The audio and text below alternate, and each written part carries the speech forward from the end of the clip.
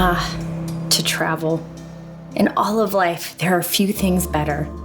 To set foot and walk somewhere strange and new, to see, hear, smell, and feel the delights of a foreign place, previously familiar only in the cinema of our imaginations. To transport yourself to a land not your home, and to adopt it for a day, a week, a month as your own. To search and plan and wring your hands on where to go, or to spontaneously disappear, together or alone.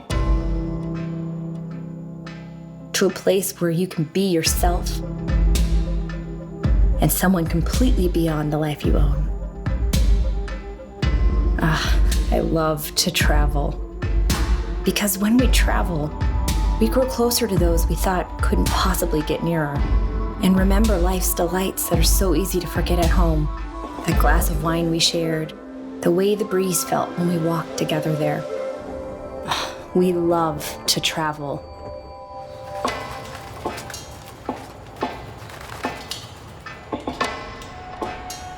Who could have ever imagined life without it? Who could have thought of closed doors and closed borders? Grounded planes and grounded plans. Dreams delayed. Business disrupted. We felt it on all fronts, at all levels, across our communities and our lives. But as the shadow of uncertainty continues to stretch out before us, we look beyond the horizon to a future waiting to be born.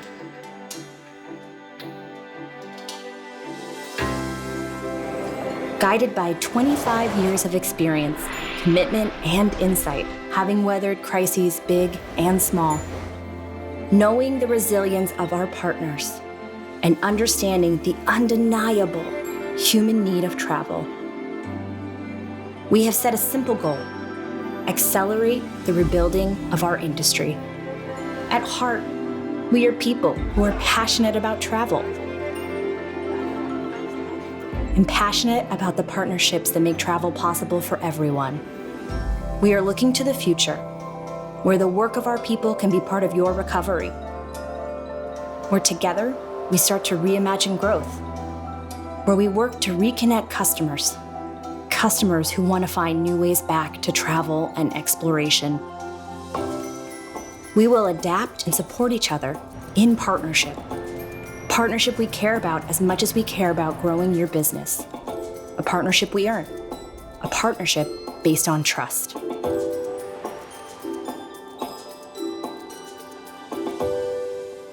A partnership we reimagine together. That is our commitment.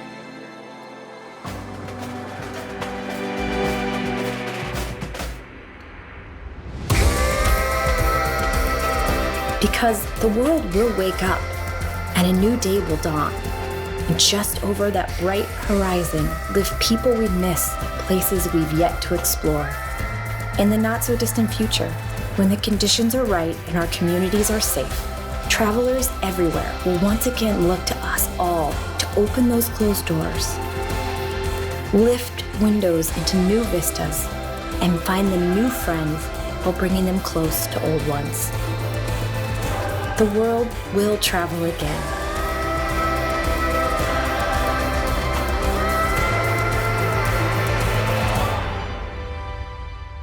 And we'll be ready.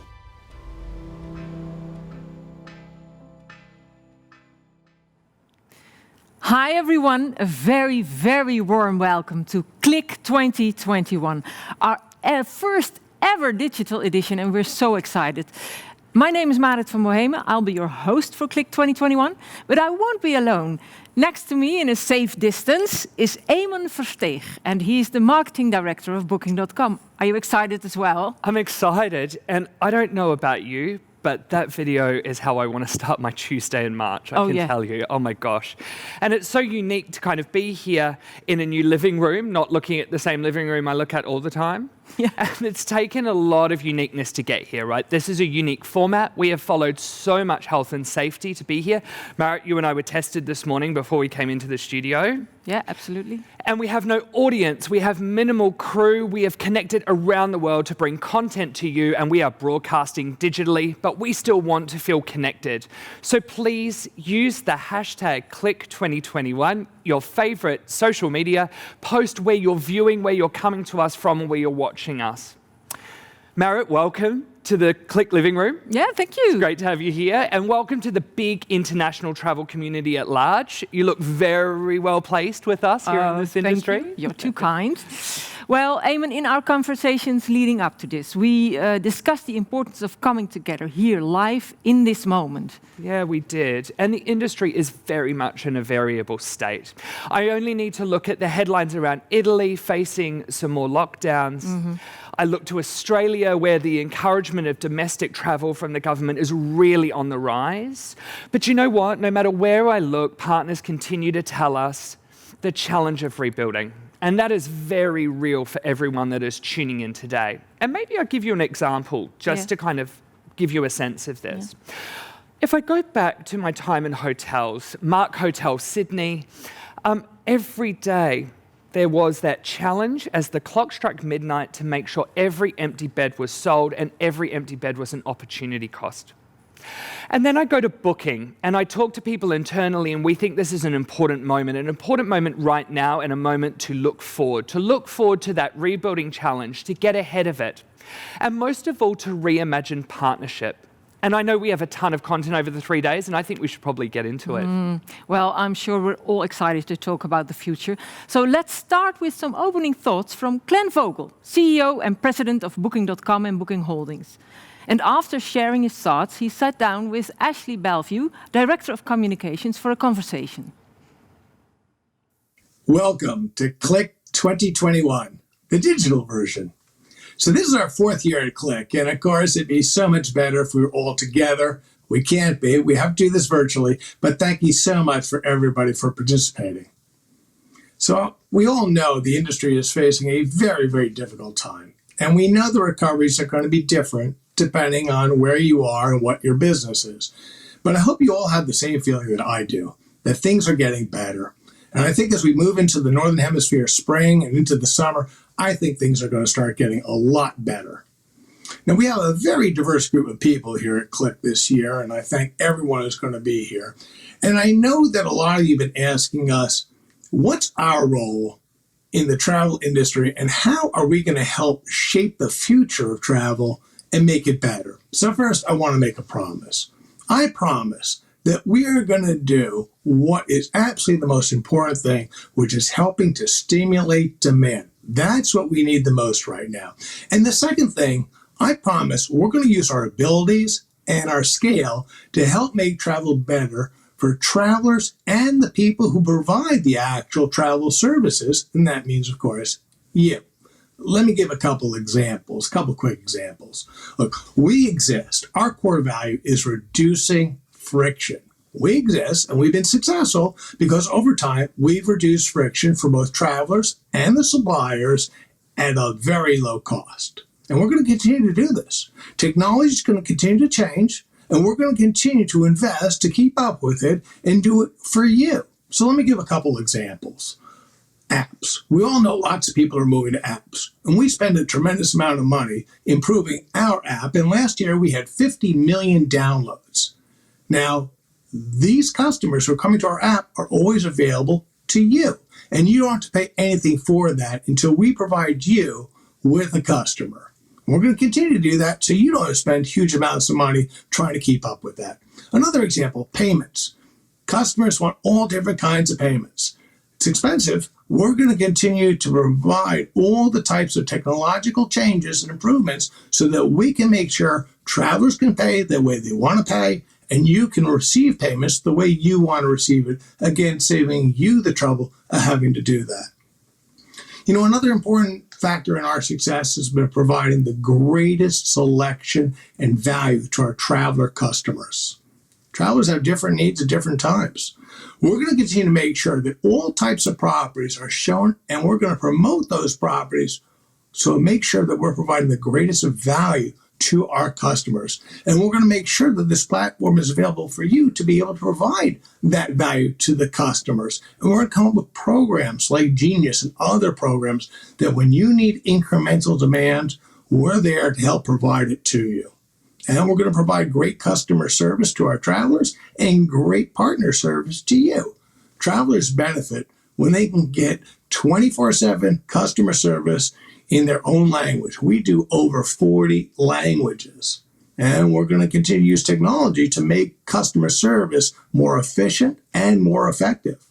Now, we recognize that most accommodation partners can't possibly do 24/7 customer service in over 40 languages and continue to improve upon the technological areas of making customer service better. We're going to continue to do that for you.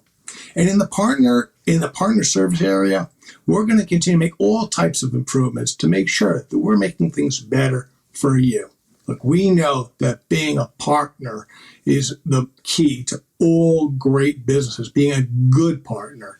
So for our travel service partners, we're going to continue to provide you with the greatest source of global demand for incremental customers. And those customers have high traveler intent.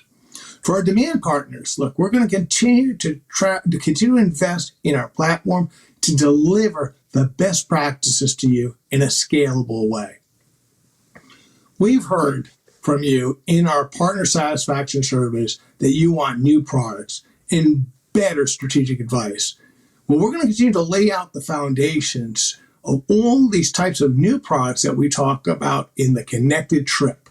That means flights, that means cars, rides, beds, places to stay, putting it all together in a seamless, frictionless way. This connected trip is going to reduce friction and it's going to provide benefits to both travelers and to partners like you who provide these travel services. 2020 was a really hard year for all of us. We all felt the impact of the COVID crisis, and some of us suffered very personally. But we have no machine to go back in time and correct all the mistakes that were made over 2020. We can only go forward and make tomorrow better. And tomorrow will be better. Hope's arrived in the form of these vaccines that will, over time, bring us back to that world in which the joy of travel is felt freely for all. We're going to get there. And Booking.com will be doing everything we can to try to get to that day sooner, working all the time with you. So thank you very much. I hope you enjoy Click 2021, the digital version. Thank you very much. Hello and welcome. At Click 2019, I sat down with Glenn shortly after he assumed the role of CEO of Booking.com, and we're happy to have him again with us today. This time with a little difference given our travel restrictions, but just as valuable. Glenn, it's great to connect with you, and thank you for joining us this morning. Oh, thanks for having me. Glenn, our job today is to see what we can learn from the last year to help us rebuild the industry together. So let's go back to early COVID-19, back in March 2020, as it became clear that this would be a globally significant moment. What are the standout changes that Booking.com made at that time? Boy, you started off to say, let's take a look back to March 2020. I would really prefer not to. But I suppose maybe we can learn something from it. And there were so many changes right away. I mean, a crisis like that. And the first thing was just getting everybody into a safe position, meaning away from the office and working from home. And trying to do that was just an incredible amount of effort, 27,000 employees around the world. And then, of course, you're trying to do this while at the same time you have an incredible amount of customer service calls coming in from all over the world. The agents are dealing with 3 times the usual number. And they're doing this while at the same time trying to deal with family now. Kids aren't in school some places, and everybody's just terrified by what's happening with the virus. And it was just amazing that we were able to accomplish so much. And we really did. We supported the guests. We supported the partners. We built self-service things in the app to people could make changes and cancel real easily.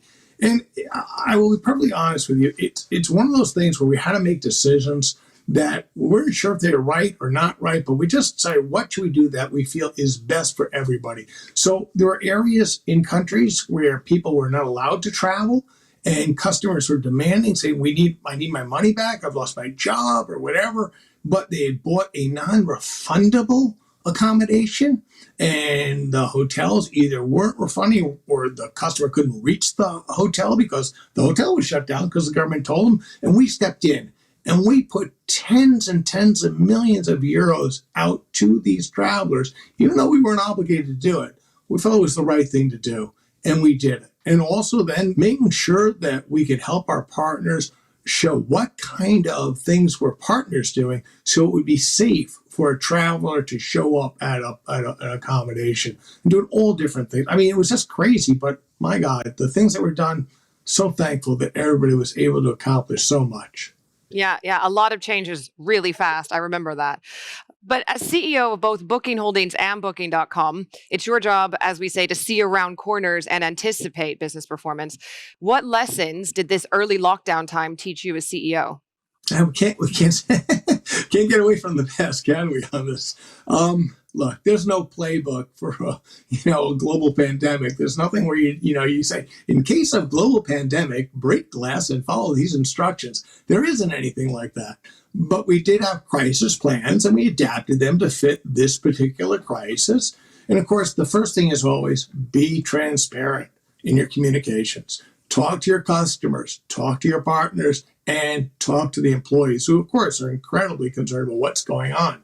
And there was such a shortage of information at the time. Nobody really knew how bad is this going to be? How deadly is this going to be? How fast is it travel? What's going to happen? So the thing is, you have to be comfortable saying, I don't know. Because otherwise, you're going to lose all sense of confidence that this leader knows what they're talking about. Because everybody knows you don't know everything. And there are a lot of things you don't know. But one of the things that really stood out was we had to be agile. We had to make changes on the fly. And also, it was understanding that even though you wanted to move quickly and make changes, you didn't always have to make a change. And that's really important. Don't always feel you need to respond immediately to something. So some things are critical and you have to make changes. Some things you wait and see. So, for example, a lot of companies let people go right away. As soon as this virus started going and people lost a lot of business, they just started firing a lot of employees. We took a different route. We said, let's wait and see. And because we did that, I think we saved a lot of jobs that way. And of course, another thing is making sure people have a sense of hope, a sense of optimism that this will end. Because I knew this would end at some point. We've been through pandemics before, and making sure that other people understood it the way I understood it, that this would end at some point and people could look forward to a better future. Yeah, great. So remain agile, don't make pressured decisions too quickly, and keep your eye and your team's eye looking towards the long-term future. Looking further ahead, so by May of last year, thankfully, we did see the curve heading in the right direction. And there were some easing of restrictions in the Netherlands, for instance, and across the globe that meant summer holidays. What surprised you when you look at the summer travel wave of 2020? One of the things that I was wondering right away when the virus first started spreading and travel started to decline, I started wondering, as it began to come back, which I was fairly certain it would be in what form would it come back, and would people be comfortable going to a hotel, or would there be a shift and people would want to go a lot more to a home? Because, as you know, you go to a single home, you can feel safer because you're not with a lot of people, but also is the place you're going to being professionally cleaned and disinfected, and were the people who were there before perhaps ill, and did they leave virus in the home or not? I was wondering what would happen. And it turns out that there was a significant increase in interest in homes versus hotels. That being said, though, we still had more hotel accommodations than we did have home. So it's not so everybody only wanted to go to homes.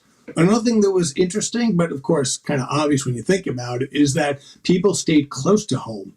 Why? Because nobody was allowed to get on a plane, or everybody thought it was really dangerous to get on a plane. So, of course, if you're going to travel, you're going to travel near home when you can get by car, or perhaps, not car. I guess that really is the only way, because no one's going to actually walk to another accommodation.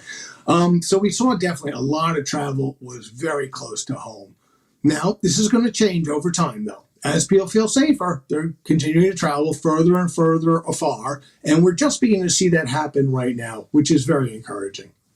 Great, thanks. I guess another question that I think you've probably been getting, again, with the predictions and looking ahead, looking back at summer 2020, do you predict the same behavior in 2021? It seems that right now, as we speak, you and me, there are quite a bit of volatility in the market and lots of uncertainty, with some countries opening up, some remaining locked down, some governments announcing easing of restrictions. What will be similar or different this year, in your opinion?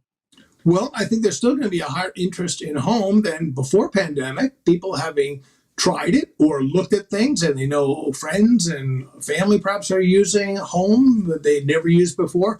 So now that it's part of the consideration set, people are going to continue to use it forever and look at it forever, which is interesting because it's going to impact the economics a little bit.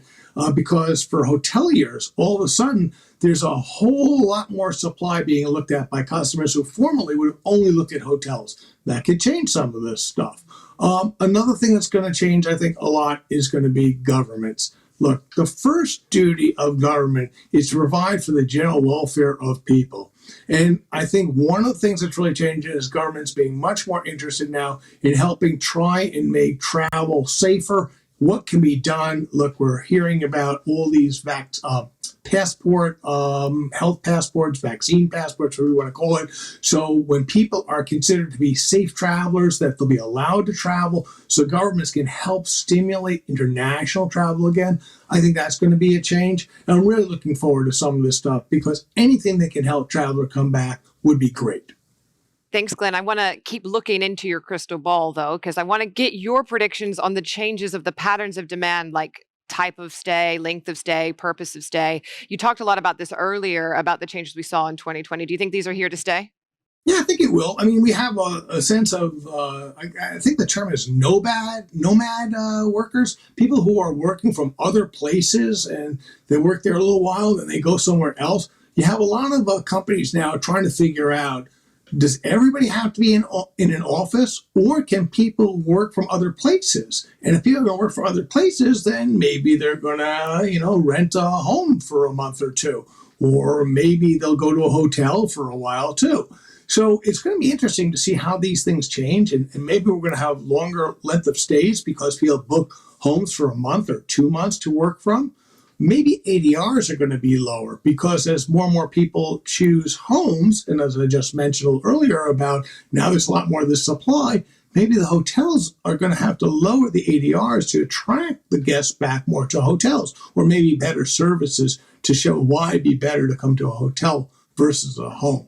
Not really sure exactly how it's going to play out, but I think there are going to be some substantial changes, particularly because business travel, corporate travel, is going to be depressed for a long, long time. Some people say it's going to be a smaller share of travel forever, and that may be true. And again, it's going to make changes to the economics because hotels that formerly relied on very high ADRs from business travelers, they're going to have to make adjustments. Same way that the airlines are going to have to make adjustments because the business traveler who is filling up the front of the buses, they say, paying those very high airfares for business tickets or first class tickets, that's going to change the economics again. So lots of changes happening. Nobody quite knows exactly how it's going to play out, though.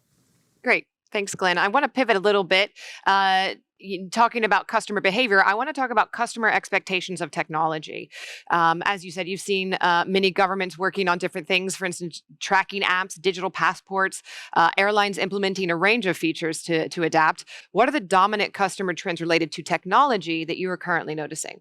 Well, we all know people go more and more towards the app, which just creates incredible convenience for everybody. Everybody just is using more and more of that. And that's a technological change that has been happening for a while, and it's going to continue to happen for a while. But even more important is ways that technology can make everyone feel that it's safe to travel or safer to travel. So, for example, when you show up at a hotel, hotels that have set up systems so that people don't have to go in line to check in and go directly to the room. That's a technological improvement. Or, for example, people, when you're going to fly, people don't want a full plane. They want to go with a plane that perhaps is less filled so that there's more space in between. And any of the airlines that are setting up technological ways so people know how filled is that plane or not, and does somebody want to get on that full of plane or not? Lots of different things are going to happen, and I absolutely believe that these things are going to be around forever. It's not going to change. Not checking in at a hotel and going directly to your room, using your phone as a key, that's going to continue to be more and more popular and more prevalent throughout the industry because it's just so much more convenient. Well, that's exactly what I want to ask is, you know what customers want. What do you predict to be the apps and features available for travelers of the future? Well, I mean, the whole thing about the app and the connected trip, again, is convenience. One of the great things, and we've used parts of the connected trip already, customers are already benefiting for it. And I've had benefits from it traveling myself with my family.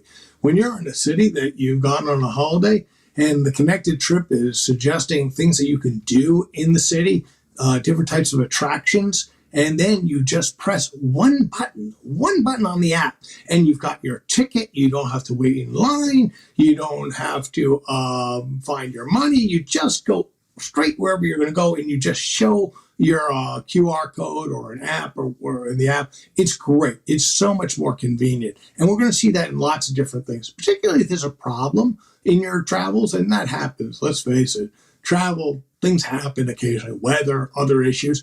And with the connected trip, the great thing is when one thing goes wrong, generally that cascades into other issues you have to change. And in the old style, before the connected trip, or for the way it is for a lot of people right now, you've got to make multiple changes, multiple customer service contacts, all sorts of complications. Wouldn't it be wonderful if you just had one place where you could make all the changes? You dealt with one thing on the app, and everything changed automatically.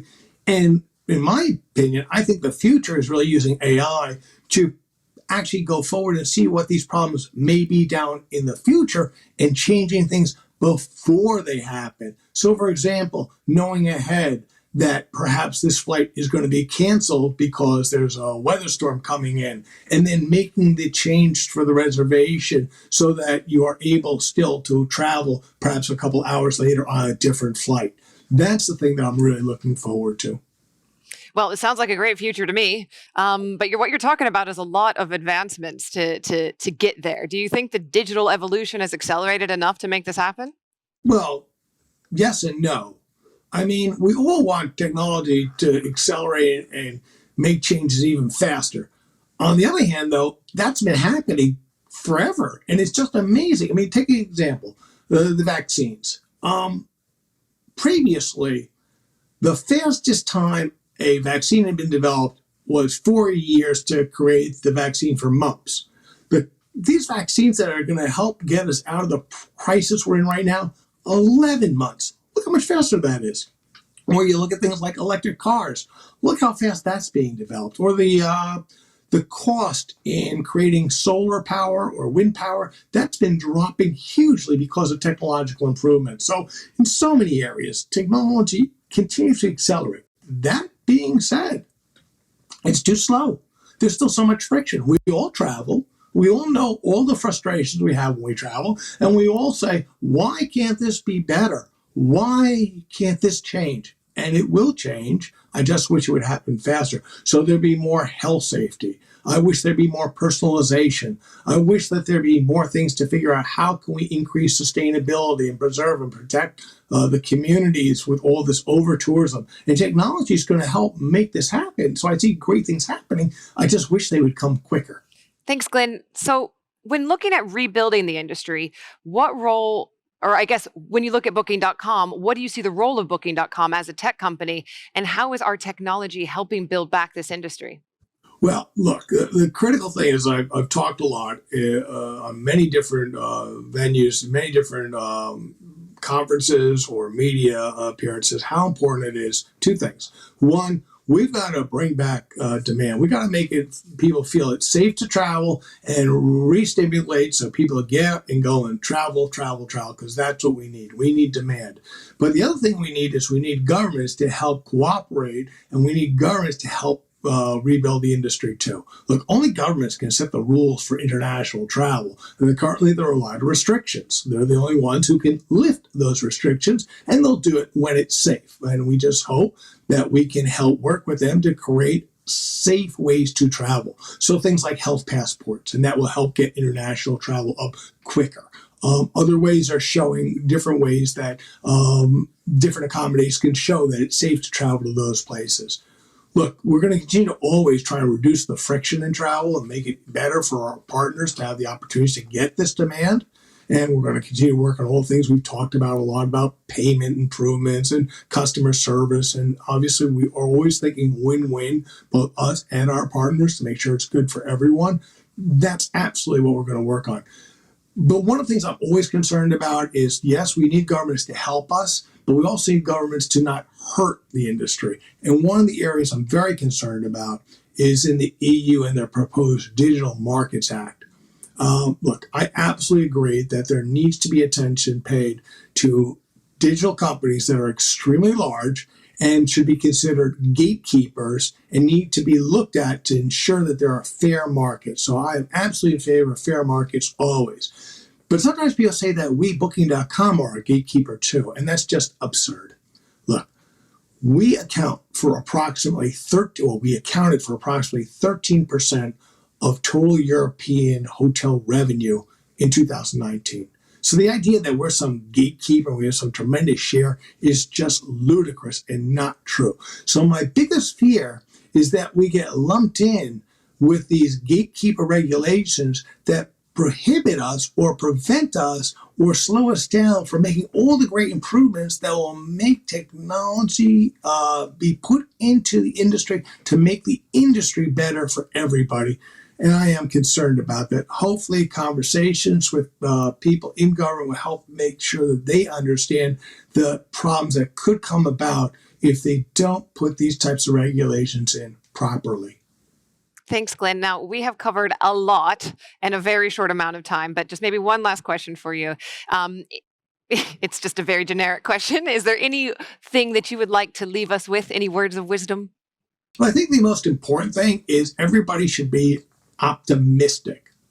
See, there's no doubt that this has been a terrible last 12, 14 months. Pandemics happen. Tsunamis happen, volcanoes happen, global financial crises. I can go on and on about all the terrible things that have impacted our industry over the last 20 years, 21 years that I've been in it. But we've always come back, always. Think about all the progress that has been made in our industry over those same 21 years. Think about how different travel is now from when it was in 2000. And this transformation is going to continue, and people are going to want to travel. So I'm very optimistic about the long-term future of what we do. Now, it's going to take some time for travel to be bigger than it was before the pandemic. I know that. But working together, we can make that happen faster. And I'm sure it is going to happen. Amazing. Thank you so much, Glenn. And thanks to all of you for watching. And now back to you, Merritt.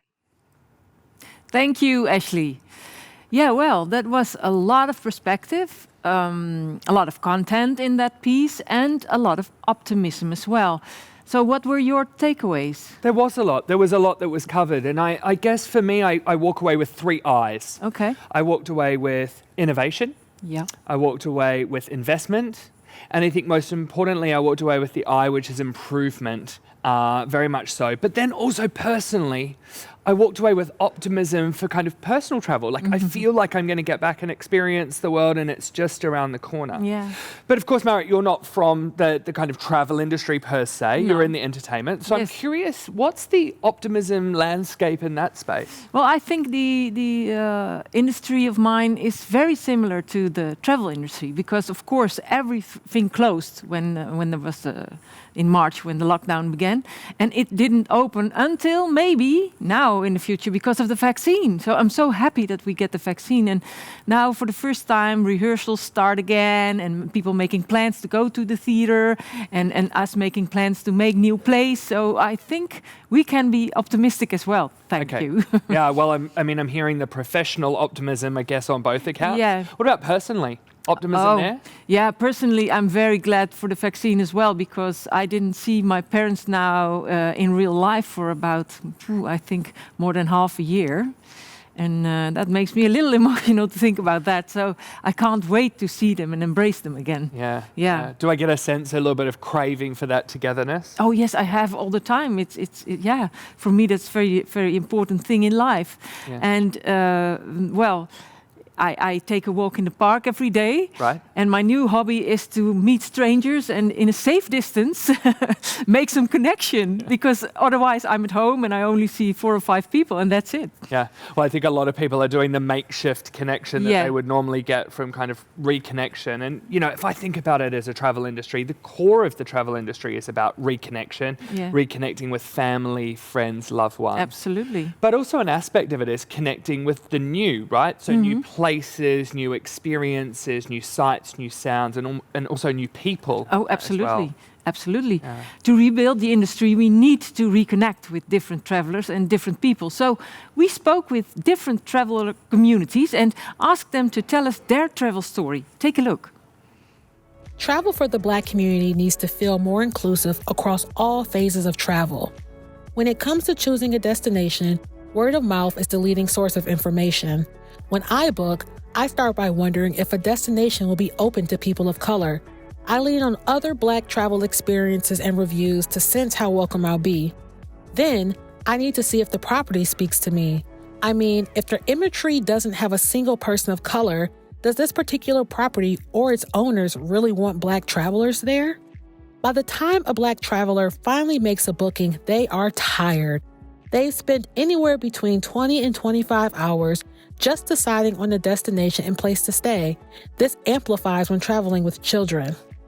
When they finally show up, they may have already faced discrimination just getting there, like being asked if they're in the right seat on the airplane when seated outside of economy, despite the fact that U.S. Black travelers spent upwards of $109 billion on travel in 2019.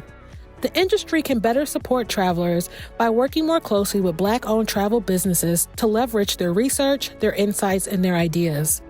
Companies and platforms like Nomadness Tribe, Travel Noir, and Black and Abroad are great to engage for paid partnerships to make sure all Black travelers feel welcome, always. Be bold.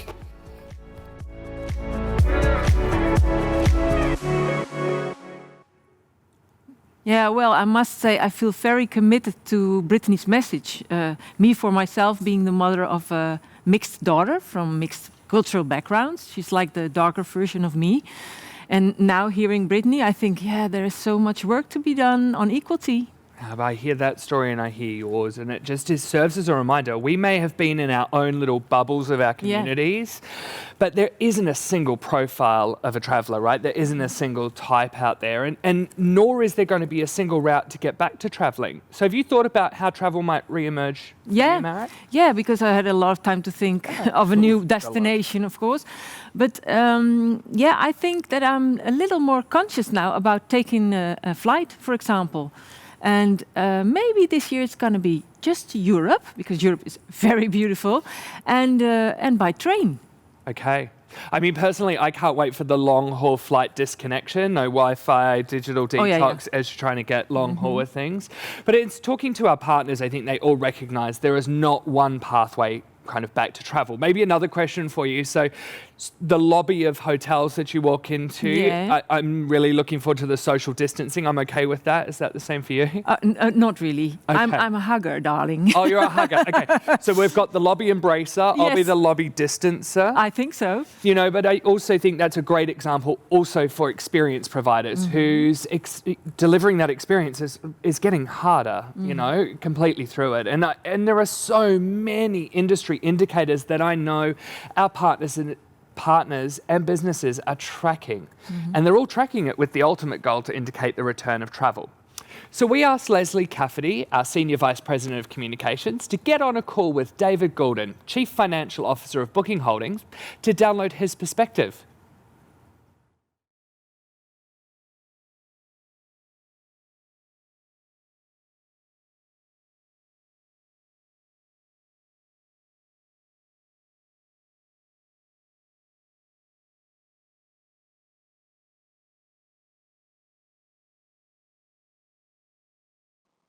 Hi, everybody, and welcome.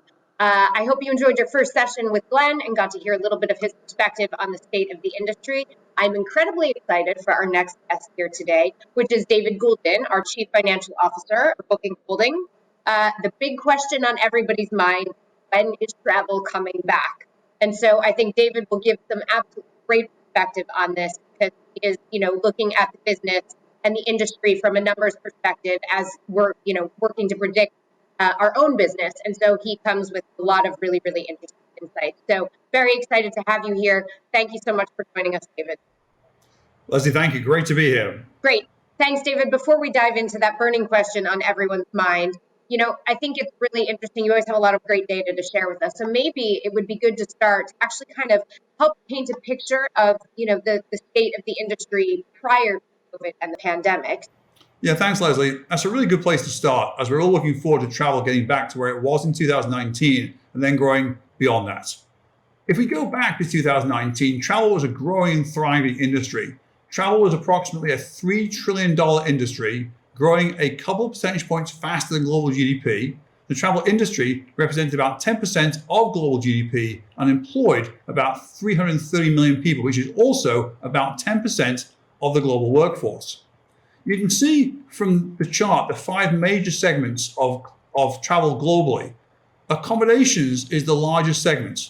And if we take a slightly closer look at accommodations, you can see that accommodations is an $800 billion industry with solid growth rates over the last few years pre-COVID. You can also see that almost all the growth in accommodations from 2015 to 2019 came from online channels. Thanks, David. I think that's really helpful just to give us a reminder of the kind of scale of travel before the pandemic. So with that and moving forward a little bit, can you kind of help us paint a financial picture of what exactly happened to the industry in 2020 once the pandemic hit? Yeah, Leslie, it was pretty devastating. Many industries were hit hard by COVID, but travel was impacted among the most. We all felt it. Travel was impacted directly by people not feeling safe or comfortable, but there were also government-imposed restrictions and lockdowns that made things even more difficult. Euromonitor estimated late last year that the accommodation industry revenue was cut approximately in half in 2020. This was driven by a combination of reduced occupancy and lower average daily rates. In practice, I think this estimate could turn out to be a little optimistic. You can see from this chart the impact graphically.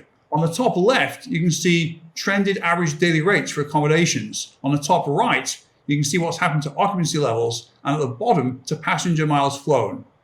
All have been significantly pressured in 2020. You can also see the shock to the system created by the first wave of the virus, some recovery in the summer months, and then the second wave leading to another slowdown, and of course by summer months in the Northern Hemisphere. Wow, those are also some pretty dark numbers for sure. I mean, the travel industry hasn't seen anything like this in recent history. So those are some really compelling data points on the accommodations industry. Anything you can share of what we're seeing on the flight side of things, airline industry, and how they've been impacted? Yes, I briefly mentioned passenger miles flown on the prior chart, but this chart shows that airline ticket bookings have been significantly depressed throughout the year, with another dip in January. So quite a similar picture to what we're seeing in accommodations. Of course, international flights have been impacted much more than domestic flights, which leads us to our first sign of recovery. Because if we look more closely at domestic flights, you can see that domestic flights have almost fully recovered now in China and Russia, and other countries, including the US and Australia, are showing solid signs. We've also seen this mix shift towards domestic travel in our own business. And the mix of domestic bookings increased from under 50% in 2019 to about 85% in the last quarter. This is not too surprising, but it's also an area of focus and opportunity for all of us. Thanks, David. So, it paints a pretty bleak picture to what's happened to the industry, to put it bluntly. And so, now, but I think these data points are important. We need to see and understand sort of the future world of travel. So with that, now back to the burning question on everyone's mind. We've seen the impact. You painted that picture for us, but when will travel be back to levels that we saw in 2019? Well, Leslie, that's a question we're asked a lot. And we said from the start of the crisis, it'll be years, not quarters, before travel fully returns. We continue to believe that will be the case. But we do have a framework for thinking about this. You can see from this chart the number of trips taken in 2020 was severely impacted. With international trips, the light blue line impacted a lot more than domestic trips, which is the dark blue line. The total number of trips is in orange and was down about 60% in 2020. The recovery is going to be driven by a number of factors, and the largest one is what I call the battle between the virus and the vaccines. We're confident the vaccines will win, but exactly how quickly is still unknown. And right now, the rollout in many parts of the world is too slow. So as a result, there are still a number of travel restrictions in place around the world. Just two examples that were announced as recently as February. France banned non-essential travel to and from destinations outside the EU, and the UK banned non-essential travel to and from the UK until at least May 17th. As you can see from the chart, we expect domestic travel to recover a lot faster than international travel, and of course both will recover to levels beyond where they were in 2019. And a final thought for this chart, the lines show the recovery being linear. In practice, we don't think it'll be this smooth. We believe there's a lot of pent-up demand in the marketplace, and when people feel it's safe to travel and they're allowed to travel, they will. So we could see more of a step function recovery. Thanks, David. It's good to see that you think you're optimistic and you do really believe that the industry will recover. It just really may not be a smooth, easy road to get there. So, you're talking about how successful vaccines will be key to this recovery. We're seeing different regions of the world, different countries are sort of rolling out vaccinations at different levels. So in some places, we're seeing faster rollout. Can you tell us anything about what we're seeing in terms of the travel trends in some of those regions? Yeah, Leslie, it's still early days in the rollout of the vaccine, especially whereas on a global basis, only 2% of the population have had their first vaccination. But if we look at the countries that are first ahead with the vaccine, we do see some positive trends. You can see from the right-hand side of this chart, the larger countries that are first ahead with the rollout of vaccines, which is Israel, followed by the UK, followed by the US. You can also see on the left-hand side of the chart, the number of cases, new cases in these countries has improved. And this is creating an environment where travel is safer. Of course, even in these countries, there's some way or a long way to go to have a significant majority of the population vaccinated. And we are seeing some green shoots in our accommodations business as early signs of a recovery. For example, in Israel, which is the country that has the highest percentage of people with vaccinations, we saw domestic room night bookings grow to strong double-digit levels versus 2019 after the lockdown restrictions were relaxed in early February. In the UK and Germany, we're seeing that gross bookings for the summer weeks are over 75% of levels that they were at the same time in 2019. In recent weeks, in some regions of the world, including the US, we have seen domestic room night bookings above the same levels in 2019. And finally, across our business, total room night bookings have recovered to about 50% of where they were in 2019. Wow, so that's really interesting point you said there. 2% of the population has been vaccinated. I know, for all of us sitting in different countries all over the world, we probably get headlines, more closely associated with what's happening in our region. And in some places, where it is faster, you kind of, I don't know, maybe thought it would be better, but 2% is a good reminder that we still have a long way to go in this recovery. But some of those data points you talked about in places where we're seeing sound really promising signs. That's certainly a sign of hope for sure. So before I jump into my last question here, I just want to, you shared some points on kind of country-specific things, what you're seeing, but can you give us any insight more broadly on a region-by-region basis? So anything you can speak to about recovery or trends related to, the Americas versus Europe versus Asia, anything there you can share with us? Yeah, thanks, Leslie. And yes, we've definitely seen differences on a regional level. But let's start with a quick recap of what we saw happen to room nights growth on a global basis first. So on this chart, you can see the impact of the first wave in Q2, followed by recovery in Q3, and the second wave impacting Q4, with some recovery again to the down 50% number I just mentioned in late February. So this sets the context. So with that as a global context, let's have a look at how things have developed on a regional level. As shown on this chart, in April, all regions were severely impacted by cancellations and low levels of new bookings. By July, North America and Europe had recovered the most, with Europe making the biggest overall improvement from Q2 to Q3. As you can see, North America continued to improve from July and is the most robust travel market during the crisis. Europe was a market most impacted by a second wave and slowed considerably from July to November, with some improvements by February. Of course, on the positive side, Europe has the most recovery ahead. Asia and the rest of the world have followed broadly similar patterns, with a slow recovery in July, continued recovery by November, and a slowdown from the second wave still seen in February. In February, Asia and Europe were impacted about the same amounts, and the rest of the world have recovered a little bit more. Now, of course, these are broad regional trends, and individual countries are showing some different patterns, as I mentioned earlier. Thanks, David. It's always great speaking with you, and you always have incredible data to bring to the table, and today did not disappoint. So really, really interesting insights for us and hopefully for our partners too. So really appreciate you bringing them today. And I hope, it gives us all a sort of sense for, really what's happening across the board, impact to the industry, but the promising signs to come. So thanks again for your time today. We really appreciate it. Thank you, Leslie. That's a great summary, and we look forward to sharing more insights over the coming months as they come available. Great. And hopefully we'll be doing this in person next year with all of our partners. With that, I will kick it back to the studio. Thanks again. Surveys show that women make 80% of travel decisions, and we also make up 85% of solo travellers. Whether travelling solo or with my female friends, I first have to consider cultural attitudes towards women in the places I'm interested in visiting. Then I look for ease of travelling around the destination. Once a destination is chosen, I think about things like proximity and safety of public transport, if the property is secure and in a safe neighbourhood, and how I'll be perceived and treated as a lone woman. I wonder if male travellers come across pages and pages of gendered safety advice when they're doing their travel research. The travel industry can better tailor to our needs by acknowledging that we need different things at different life stages, and when we're travelling alone versus in families or groups. As mothers, women are making most of the travel decisions for our family, and we want to make sure the whole family's needs are going to be met. 8 out of 10 female solo travellers are 45 and over, and we're more likely to search for adventure and culture than male solo travellers. But travel content either skews young or is not representative of the rich cultural experiences or comfort that we may be looking for.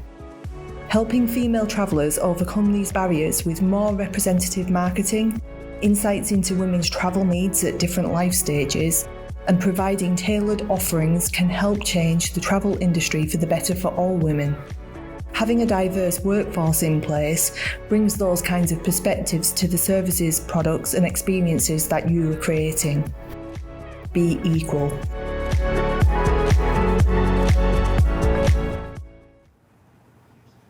Welcome back. I'm Marit van Bohemen, and next to me standing, Eamon Versteeg, and we're still live from Amsterdam. Well, we've seen a lot of informative sessions, and we're not done yet. We have just a lot of more, just a click away, right? You are absolutely right. It is just a click away. Click2021.com is the content home over the coming days, and we have so many sessions ready to be released, including latest initiatives being shared from payments and pricing. I personally had the opportunity to sit down and discover partnerships and their roadmap. So all in all, every day we have sessions all on demand, so literally a click away for you. But we have so much more yet to cover today, and we want to keep our conversation going, so pick up your favorite social media channels, use that hashtag Click2021, and don't forget, Marit and I are back every morning live from the studio with great guests. So Marit, I have a question for you. Are you ready? Of course, I'm always ready. Okay, well, let's go.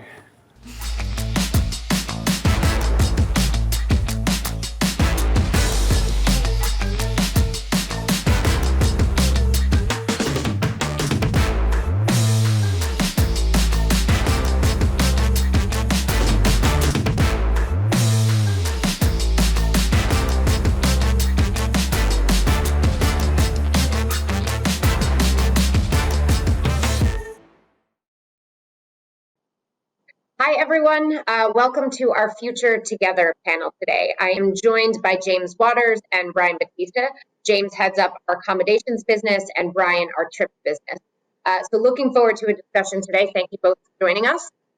So to kick it off, what does a future together look like in a post-COVID pandemic world? Brian, what are your thoughts? Sure. Thanks, Leslie. I'm pretty sure that all of us are very much looking forward to the release of this pent-up travel demand that we know is there, as soon as can be safely done, of course. But when that does happen, we should expect that some things will change. For example, a desire for more flexible travel or a desire for longer travel, but also for more value, so that customers can actually afford to extend their trips, given that they probably have a lot of holiday built up over the last year. What won't change, though, is that our suppliers play an extremely important role in delivering the experience that our customers are all waiting to become a reality again. So together, we have to ensure that we're more joined up than ever and ready. Absolutely. James, give me some of your perspective on what you think the role of our accommodations partners as well as our technology partners can play in this rebuilding process.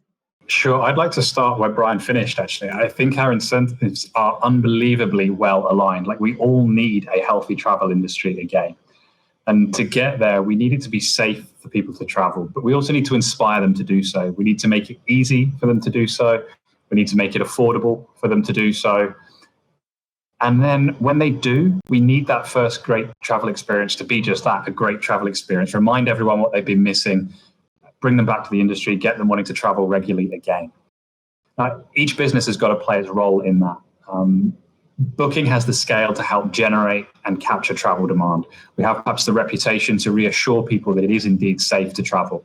And we have the capabilities to join up cross-language, cross-culture, cross-border sort of consumer and partner and make trips happen that otherwise may not. But what we absolutely don't have the ability to do is to deliver that last mile true human hospitality experience. That's where our accommodation partners come in. We can't help our accommodation partners fully run all of the systems they need to run their property. That's where some of our technology partners come in. So whilst we need to continue to make sure we remain a valuable platform for everybody, the truth is right now incentives are aligned. We can all help each other and none of us can do it on our own. That's absolutely true. It's definitely an ecosystem, right, with so many parts to it. So, you just mentioned we rely on our partners to deliver that great experience for customers, right, once they're there. But, they rely on us for value for some things you touched on. But give us, to both of you, give us an example of how you see your teams right now delivering value to our partners. Sure. So in one sense, I think the value we deliver is super straightforward. We're bringing travel demand to accommodations that they would not otherwise have been able to capture and convert. And I think that through the pandemic, we've done that very nicely so far and need to continue to do that. So we've got to continue to stimulate and capture demand better for you than anybody else does. That's our job. And we've also, though, really got to help properties prepare for the nature of that demand that's coming. It probably will be a little bit different than what we saw before. And that's why we've launched new demand reports, dashboards to our accommodation partners to see what kind of travel, what kind of book windows, what kind of customer profiles, if you like, they need to be ready for. And we want to help our accommodation partners achieve their occupancy goals. That's the core of what we're after. That's why we continue to develop opt-in products that can accelerate performance and to trial offering those in new ways. And we've done that since the pandemic began. For example, we combined Genius and Preferred into a combination and invested millions into that program through last summer. And that worked very, very nicely. And the properties that were in Genius through that program got 36% average increase in bookings. So that really helped our partners. Great. So Brian, give us some perspective on the trip side. Where are we bringing value? Not dissimilar to what James just mentioned. In trips, we're also playing an important role in stimulating travel demand, particularly actually for accommodations. We firmly believe that by offering additional trip products like cars, flights, taxis, attractions, we're actually able to bring in demand that would normally have gone to an airline or a car rental site, for example. And then what we do with that demand is we cross-sell an accommodation to that same customer to help complete their trip. So similar to our strategy in accommodations, we're actually ensuring that our trips products have the broadest selection and offer an excellent booking experience and, of course, a ton of value. And we're already testing ways to make Booking.com the place to connect their trip, whether it's by expanding our Genius program to car, which is something we launched in Q4, whether it's by testing free taxi offering more broadly, This is the offer, of course, where we offer free taxi when a customer books an accommodation, or whether it's simply by working together with our accommodation partners to offer closed user group or bundled rates to cross-sell to customers who have booked other trips products. These are all examples of how the connected trip can actually help drive additional accommodations business, which is the main goal of the strategy. Great, that's very clear. Question, we're looking at consumers right now, and we're seeing pockets, little green shoots here and there where people are starting to travel in different parts all over the world, depending on how things are. But from a customer perspective, traveling now in a post-pandemic world is very, very different. So what do you think needs to be, top of mind, James, right now from a customer standpoint? Sure. First thought, we're really seeing that desire to travel is there. Brian hinted at it before, but we've just come past Valentine's Day, and we didn't see quite as much travel for Valentine's as we may have done in years gone by. But the volume compared to other days at the moment, and given all the lockdowns that are in place, was truly remarkable. So it's really, really clear that travel that people really want, not that they feel they have to do, but that they want to do, that demand is enormous and it's going to come flooding back. And to really make it happen, our actions need to reassure travelers as an industry, not just our words. Cleaning protocols, mask use and availability, those things need to be in place. We give our partners the opportunity to highlight on our site what they're doing in that space, and that really does help to reassure travelers. I also think it's important, touched on it already, but we need to be ready for travelers before they're ready to book and travel, not after. Otherwise, we miss the boat and someone else will take that demand. So we need the right rates, availability, flexibility to be there. We need to offer undeniable value. There's a number of ways to get at that. And one of the things that we offer is a real portfolio of different pricing products for all of our partners to create a range of relevant rates for different customer needs. Who wants to travel tomorrow? Perhaps they want a lower price and they're willing to pay up front, or perhaps someone's looking for their trip 6 months down the line and they want to be able to travel, but they don't yet know, and flexibility is key. So we're developing programs to respond to the changes that we expect to see in travel patterns.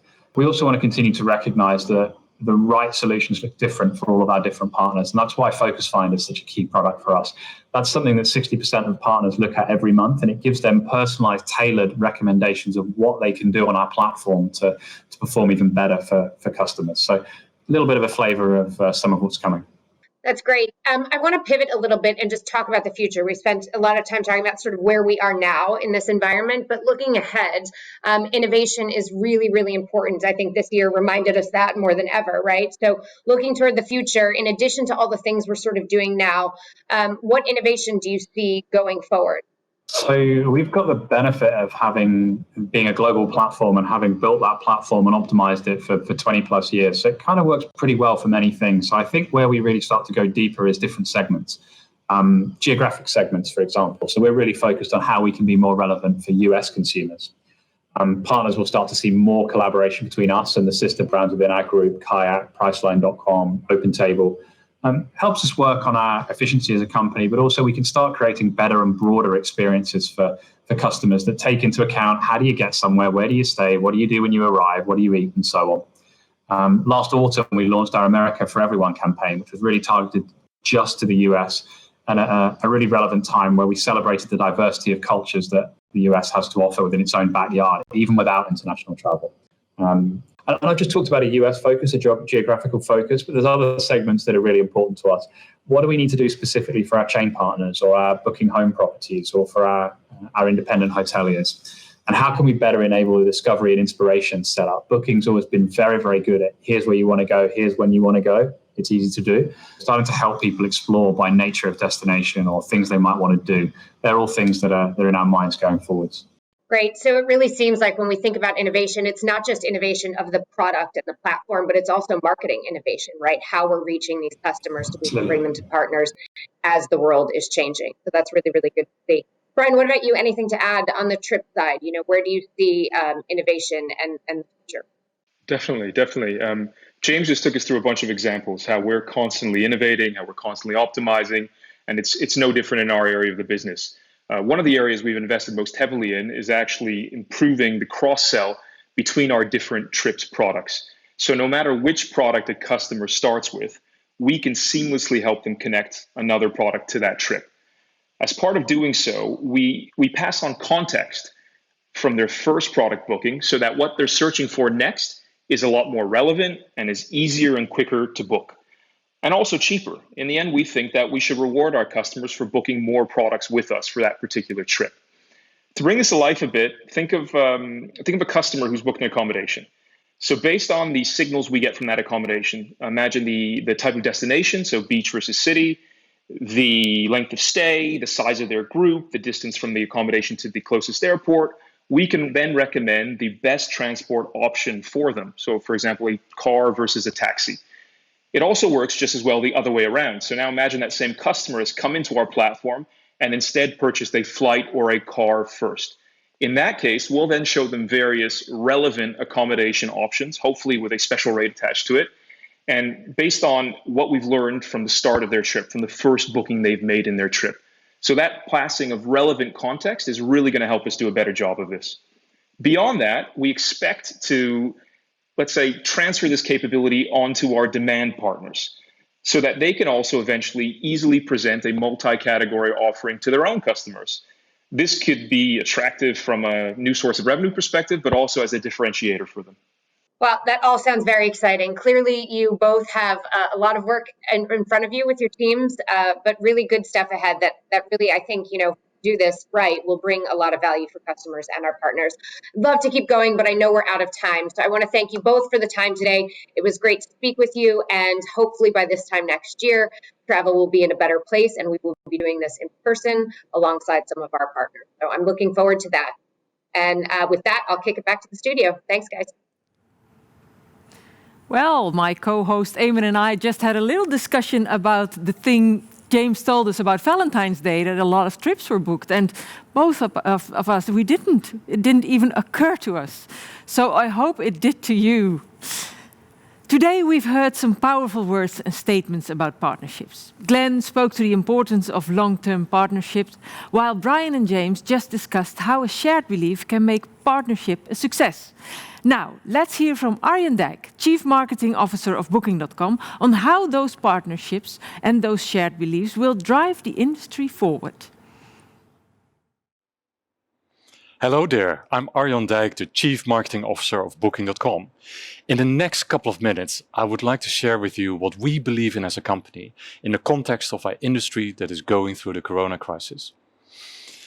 I vividly remember my last in-person meeting at the office of Booking.com.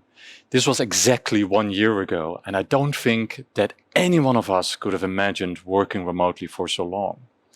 And this last in-person meeting was one of these great meetings.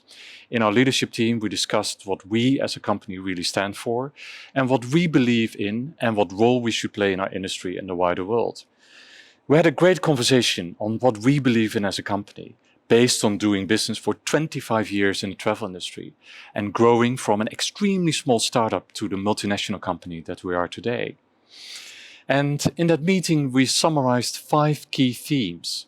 At the time, we believed these key themes to be extremely important and relevant for our industry and our wider world. And we set out to engage with every one of you around these key topics. It's been 12 months since that meeting, and our industry clearly has been hugely impacted. Now, Booking.com, we have thought long and hard if we still can and should believe in the same things. And the good news is that we do. We firmly believe that the 5 key themes we identified 12 months ago are still very relevant today. So let me start with the first one. We believe in creating long-term value for all our stakeholders, our employees, our shareholders, customers, communities and governments, and above all, our partners. You might have heard the term stakeholder capitalism. I personally don't love it, but it conveys that all stakeholders are important and not only one. Second, we also strongly believe in providing a marketplace that is built on best practices and clear standards. Standards regarding transparency, responsibility and fair competition. A marketplace that is thriving, and it is paramount to best serving travelers and all of our success. Our third belief relates to privacy and security. This is a cornerstone on which our business is founded, and everyone should be able to trust us with the privacy and security of their data. We want to treat personal data of all stakeholders with the highest integrity and responsibility. And 4, we believe in making sustainable travel choices easier for all. Simply put, By promoting a more sustainable travel industry, we are preserving a world worth experiencing. And lastly, we believe that everyone should be able to experience the world as all of themselves. Diversity and inclusion is at the core of our culture, and every day we are championing a travel experience built for everyone, by everyone. And so today I want to unpack these company beliefs and discuss how they are incredibly relevant for our industry and all of us with a great panel of experts from within the Booking.com business. So let's get started. So joining me are James Waters, Marianne Geibels, and Spencer Mott. Welcome, guys, to this panel. Great to speak about our company beliefs and how they are relevant for the industry. And Marianne, maybe I start with you.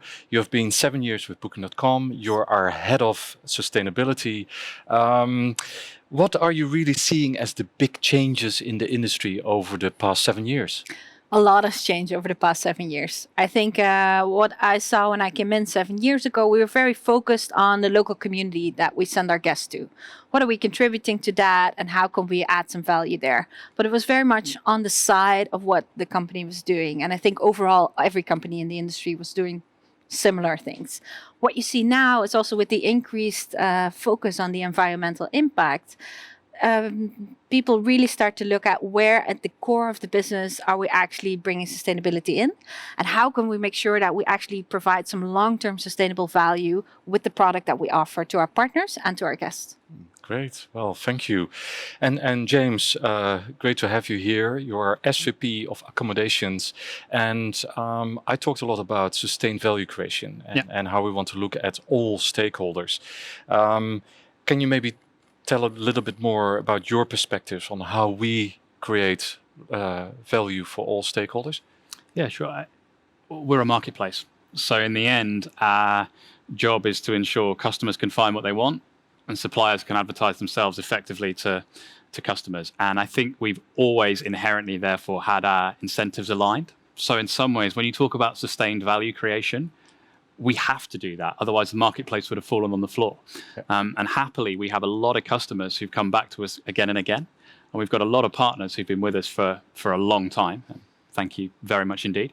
So we've got to be getting some of that right. And what I think is most interesting is our incentives at this time of sort of the year, if you like, have never been more aligned. Normally, we'd all have a reasonable idea of how many travelers are going to go and where they're going to go. And perhaps accommodations are trying to make sure that they get their share of business, so on and so forth. With COVID, that world is different. The big question is how many people are going to feel safe to travel? Yeah. And that's where we've all got to join up to make it as simple, as easy, as reassuring as we possibly can for people to get back to going out and experiencing the world. Great. Well, let's talk about that a bit more later. But before that, Spencer, you're here. You're our Chief Security Officer. That is an exciting job title and a bit of a scary one, maybe even. How would you say security has evolved over the years? Okay, yes, so certainly an exciting job. And as an online marketplace, we do attract, threats and risks that we need to manage. We process a lot of personal information and we manage financial data. And sometimes that attracts people that want to steal that from us. So I think as we've evolved and as you've seen, we need to react to customer sentiment, which is quite rightly saying we need to trust these platforms and we need platforms to demonstrate what they're doing in terms of protecting our information or our credit card details. And that's something that we've seen evolve over a period of time in a way to manage the threat, and it become more important to the consumer and to our partners as well to demonstrate that we're doing so. Great. Well, thank you very much.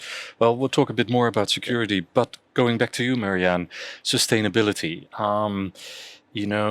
Why do you think it's still a key topic? And, I have a related question with that, which is, isn't it a luxury at this moment? Because we're all obsessed about, getting back to travel. So is sustainability not something that is not important anymore in the current context of the corona crisis? Well, two parts to that answer, actually. Right. So I think, first of all, it's not becoming less important because, yes, everybody is focused on, first of all, where can I go? Can I even go? And then is it safe to travel? What are you doing with health and security, etc.?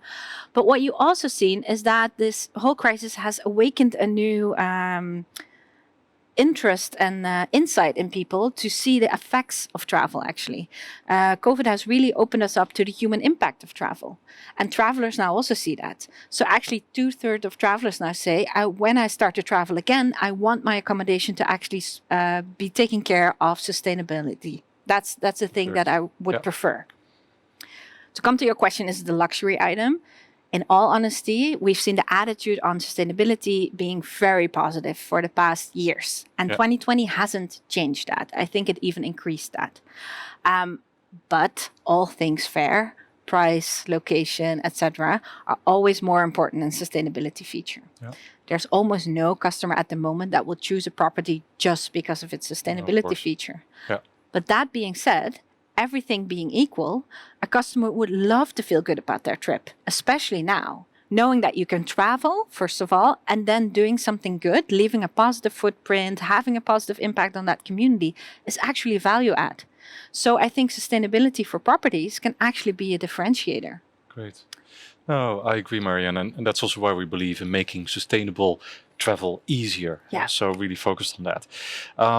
James, a question for you as our SVP of accommodations. You have worked at Booking.com for over 12 years. So yes, we indeed. have Marianne with 7 years, you with 12 years. So you're topping us all. And I talked earlier about the belief we have in building a fair and thriving marketplace. Yeah. Could you give your perspectives on that? Yeah, so I think to have a thriving marketplace, we need a place where consumers want to come because they know they're going to find what they're looking for, and suppliers want to be because they know they can present their best selves. The marketplace only thrives when there's fair competition and access to supply and demand. And one of the things we've always strived very hard for is transparency to consumers about what it is that they're looking at, what it is that they're booking. Our reviews have always been super prominent. Simple reason, we want our suppliers to show their best selves, and we want consumers to get what they expect. Yeah. And we want the share of the demand to go to the accommodations, to the car suppliers, to the flight companies that do the best job. Actually, that's good for us all. It helps the industry, right? If people enjoy their trip, they travel again. We all have a benefit. So really, we'll continue the journey that we've got. But perhaps, for example, Marianne's comments come into this. How can properties differentiate themselves? Where is the consumer interest going? It is going more towards sustainability. Therefore, we'll have efforts to make sure that properties can show when they're more or less sustainable, hopefully more, and allow consumers to make that choice. Because what you tend to see is consumers start by saying they care about something, and then gradually they start to act like they care about doing something. And I think we've got from saying to doing when all things are equal. There's probably a future when it's more than that, when this really does become a driver of decision making. Great. Thanks. Spencer, talking about security again, there's probably not a day that you don't read in the paper something scary about privacy and security. What do you really see as specific issues for the travel industry during COVID times? Yeah, so interesting. 50 years on since the invention of email, we still see email as one of the main vectors for scammers and fraudsters to harvest credentials for login details or passwords that gives them access to the things that they want to steal. So, number one is still be kind of cautious of that email or that website that perhaps doesn't look right, or you weren't expecting that communication. The second thing is it's hard for me to protect what I don't see or what I don't know. So we do have a payments platform, end-to-end payments platform that I'm able to secure and see. Yeah. So maybe moving on to the payments platforms gives us a lot more visibility and allows us to apply all the big investments that Booking's made in this area and apply it to the end-to-end process around that. I think, other practical tips are, especially around those login credentials on the extranet, don't share them. Use a strong password, don't write that password down, and educate all the users about the risks that are out there. I mean, those are kind of important tips. And just to finally say that all these tips and resources are on the portal under the Safety and Security Advice Center. Yeah. So everything's written down there, and we have a team ready and on standby to help and provide personal advice as well. Great. It's interesting, huh? So it's actually almost more about people than about technology. Yeah. So is that right?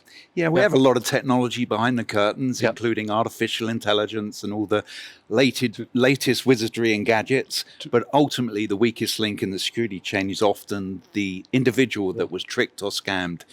and fraudsters are becoming more sophisticated in the techniques they use. And we saw a spate of COVID scams as well, which is, particularly interesting. And they were very convincing. Yeah. Oh, thank you. Well, glad that you're there, Spencer. Thank you. Keep us safe. So, shifting gears, I talked about our company beliefs, Marianne, and the one that I mentioned last was diversity and inclusion. Yes. And we have our mission. We want to make it easier for everyone to experience the world. So, I do think that diversity and inclusion is really at the core at what we do. We're a brand for everyone. Can you maybe talk about, your internal perspective from within Booking.com, but also externally, working with our partners, how you see that play out? Well, I think it's really at the core of the culture of Booking. At Booking, it's more about inclusion, diversity, and belonging. So it's not only about creating that diverse workforce and make sure that all voices are represented, but making sure that everybody feels that they belong. And that's the same thing we also want to do for our travelers. First of all, because having that diverse workforce creates a diverse product for everyone. So we look at it from all angles and does this work? And then we try to support actually the change makers internally and externally. So we have Playmaker Awards for those who really thrive and empower our diversity mission. And then for our partners, we recently launched our Travel Proud program. And that's a program that actually supports the needs of our LGBTQ plus travelers. And we have over 2,000 partners now certified. Right. And in 2021, we have 6,000 places for partners to actually get on board on the training program and also get that certification. Fantastic. No, that's great news. We're almost at the end of this kind of talk show, we almost could call it.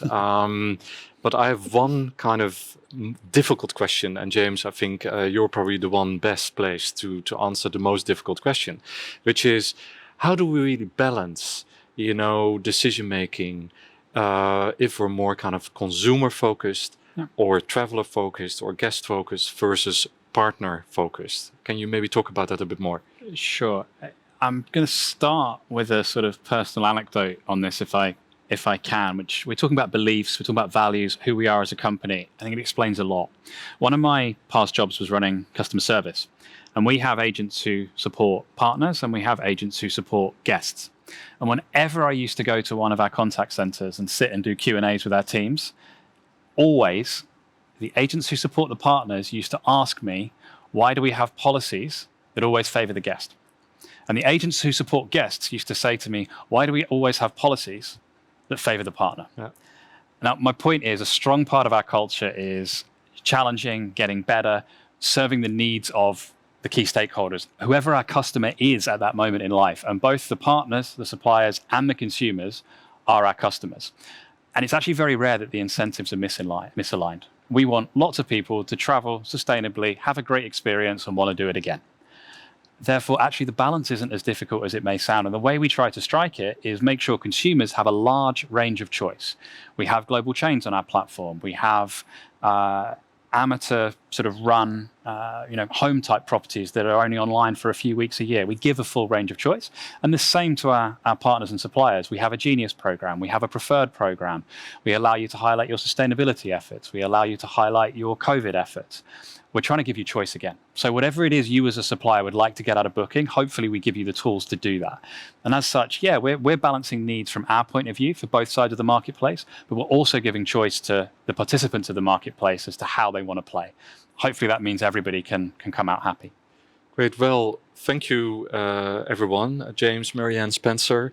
Wonderful to really speak with you. And I'm super excited to really partner with you on our journey to recovery. I think we probably all hope that. And I really believe that our company beliefs will help, shape that conversation in the future together with our partners. So thank you very much. Thank you. We are already at the end of our day one studio show. I cannot believe it. And I'm going to turn to our newest industry colleague, Marit. Yeah. What are your thoughts so far? Well, I think we're looking ahead of a very promising future, don't you? Yeah, I do. Yeah.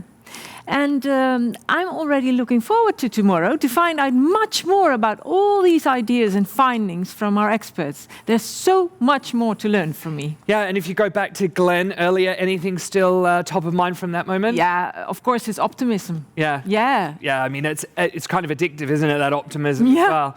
And also the panel, I really enjoyed that today. I think it was a good balance of not just talking around the quantity of travel, but also the quality. Yeah. You know, things like diversity and inclusion. Yeah. We have sustainability showing up. We had trust as a thing. Absolutely. Safety. Also a really big theme as well. And I know that we only touched the very top of it because there is so much more learning ahead, and it doesn't stop here. We have our on-demand library for day one, which is going live now. So that's the first 7 great sessions. And those sessions are all discovering how we can look forward and reimagine how our industry can be building back. Well, and don't forget to join us in our studio tomorrow. Many more guests, including Google's head of behavioral economics, and you don't want to miss that one, Dr. Maya Shankar. You absolutely don't want to miss her. Have a great day, and keep exploring all the amazing things we have for you. And don't forget, Click 2021, hashtag. Hashtag Click 2021. We want to see where you are taking, or where you're watching us from. So take those selfies and get them on your favorite social media channels. And have a good day, and we really hope to see you tomorrow. See you tomorrow. Bye.